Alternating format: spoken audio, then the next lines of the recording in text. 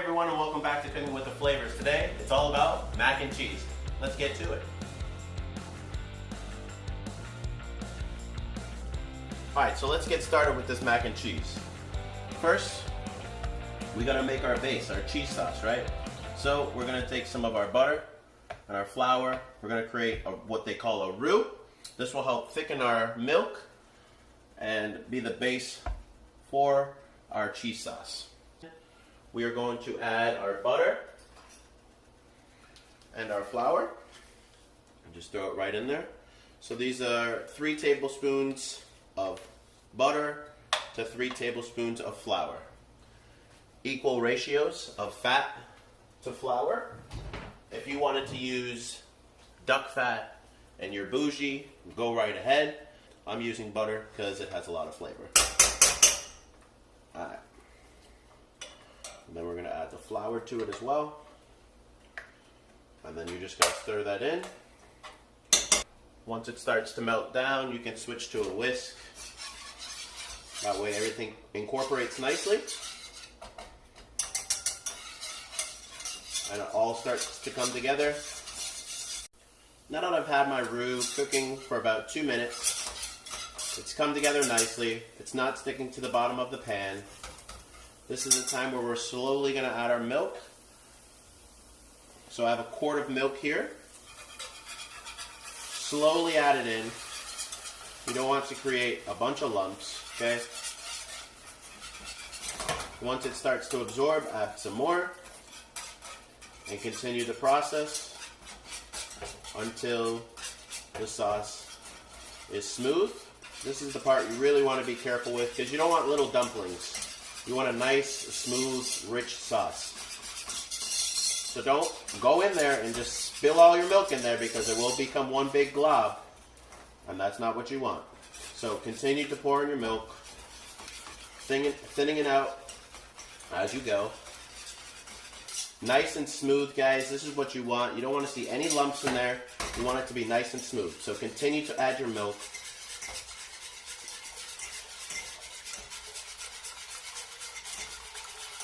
Stirring it all in.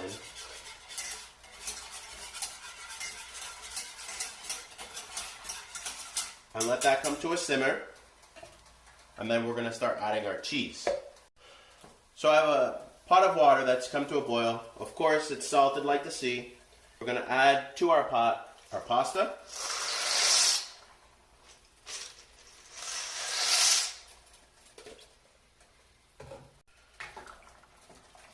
I'm using shell pasta here, guys. You guys can use elbow macaroni if you want the traditional route. I love this shell pasta because it just gets nestled right inside. All that cheese and all that goodness gets nestled right inside of the shells, and I love that with a good mac and cheese. So while our sauce is waiting to thicken, we're going to just infuse that with a little bit of garlic so we have that aroma of garlic throughout the dish. We don't really necessarily want a big bite of garlic, we just want that aroma. So we're just going to grate some of this garlic right in, just 1 clove. Just like that. The back of your spoon, just take all that delicious garlic flavor and just put it right on in. Okay? At this point, we're just going to take a little salt and a little pepper and season our milk mixture. So let's check our cheese sauce. Just give it a whisk. Oh, nice. You can smell the garlic. Oh my goodness. The aroma is amazing. That little step brings this cheese sauce to the next level. Like I always say, we have to save that pasta water. So a colander in a bowl underneath. We're going to shake off that extra residual water, and then we're going to add it right back to our pan that we cooked it in. We're going to finish this bad boy off. So we're going to start by adding just a teaspoon of Dijon mustard, stone ground mustard, whatever you guys have. This will give us a nice little zip of flavor, a little special ingredient that you wouldn't normally find in a lot of mac and cheeses. And then you'll be able to see these little flecks of mustard seeds throughout the mac and cheese when you're going to serve it. So, mustard's in. Next, all of our cheese. This was our blend of cheeses, mozzarella, all that fun stuff. So we're just gonna whisk this in. Look at that. That mozzarella just gives it that nice cheesy pull. Look at this, guys. Look at that. Beautiful. So we're gonna continue to add our cheese. Remember, we saved that pasta water. Why do we save it? Because we can add some to thin out our cheese.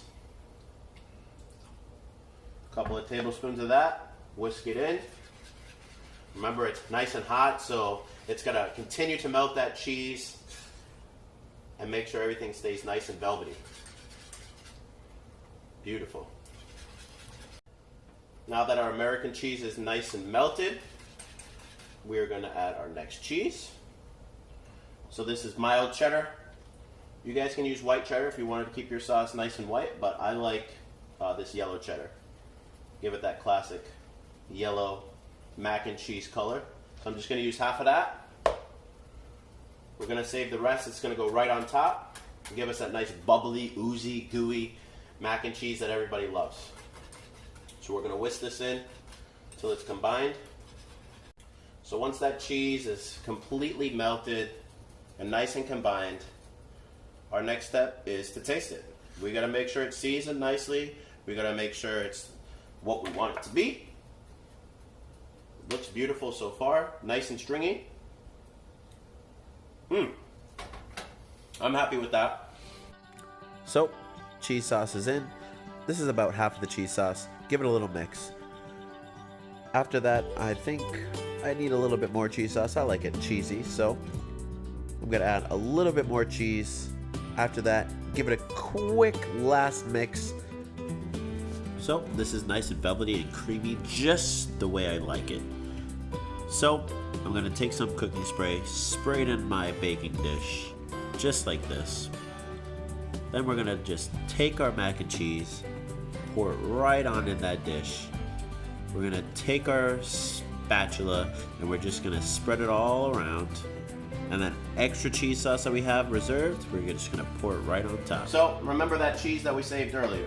We have our cheddar, our Parmesan, and we can't forget that we also saved these breadcrumbs to give it that nice crispy crunch. So I'm just gonna shake these right on top. And these are panko breadcrumbs. This is a must. You guys cannot substitute this. You have a nice, crispy and crunchy exterior. And that's what we're looking for in mac and cheese. Then, the cheese that we saved, right over top. Okay?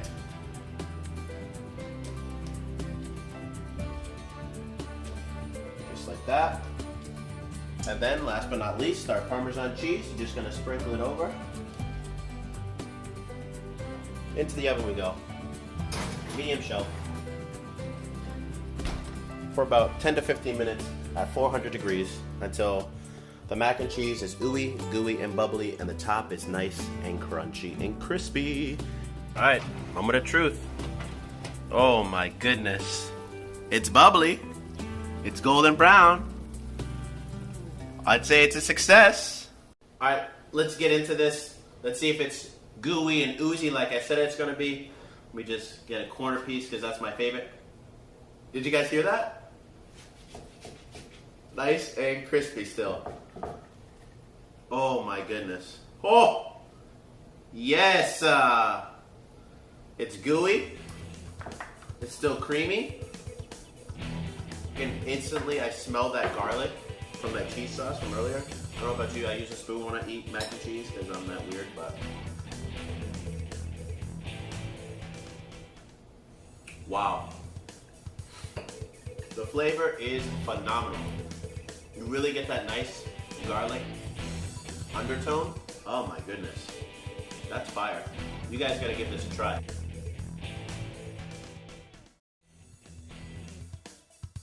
Don't forget to like, subscribe, and follow me at The Flavors on Instagram and YouTube. And don't forget to hashtag Cooking with the Flavors. And I'll catch you guys in the next one.